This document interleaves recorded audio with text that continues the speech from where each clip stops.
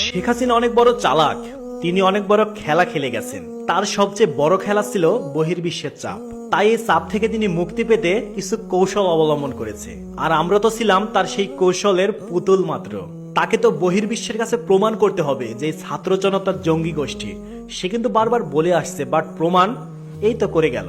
তিনি পদত্যাগের নামে ভারতে গিয়েছেন ঘুরতে, আর সেই সময় তিনি গণভবন এবং সংসদ ভবন খুলে দিয়ে গেছেন, যাতে সাধারণ ছাত্ররা সেখানে গিয়ে লুটপাট, ভাঙ্গাভাঙ্গি এবং মারামারি করতে পারে। এতে করে সরকার খুব সহজেই প্রমাণ করে দিল যে ছাত্র জনতা জঙ্গি।